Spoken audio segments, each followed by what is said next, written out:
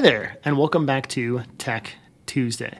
Recently, we got an email from Michelle where she had talked about students using AirPods in class, and maybe an alternative to listen to music would be to have them fill out a Google form and kind of take some of their requests, their school appropriate requests, so that we can listen to them in the classroom, get to know our students a little bit better. There's actually a way to do that, to create a Google form and do it pretty quickly using Google Gemini. Now, just kind of keep in mind that if you're collecting data, this is a good process to do it. If you're trying to create a quiz, you probably still want to go through Google Classroom. But let's take a look at how to create a quick form using Google Gemini, and then just a quick little refresher about how to use Google Classroom and Google Gemini in order to create a quiz or an assessment. I'll go ahead and open up Google Forms here. And then what I'll do down here is type the type of form that I want to create and the content that I want in that form.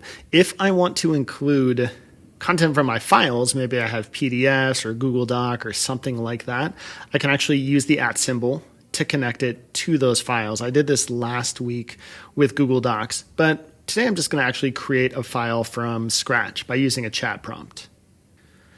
So I'm going to type in, I want to create a form for class playlists, give students 2 places to write down songs and artists, tell them the songs need to be school appropriate. It'll go ahead and spit this form back at me so students can put their names down. I'll scroll down. Well, I've got a bunch of different grades here, so I don't need that. What I'll go ahead and go back and do is click where it says try again. I'm going to add some more details here. So I'm going to say this is just for my 8th grade classes.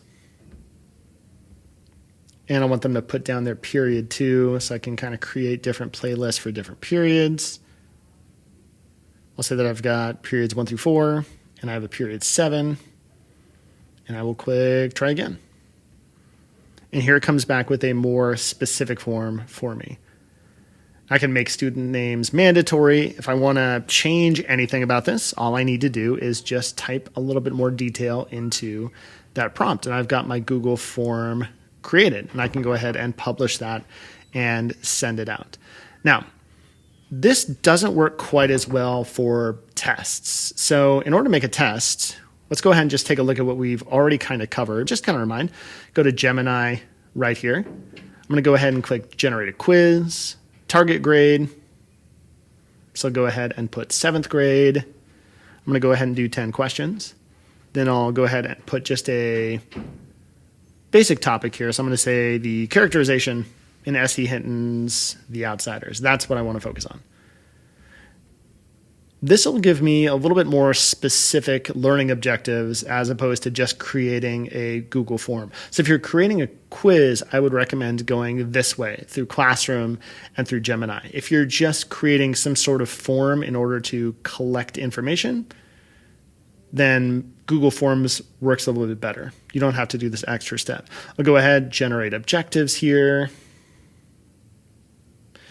It'll show me what the quiz looks like. And then I can go ahead and either put that into a Google Doc or into a Google Form.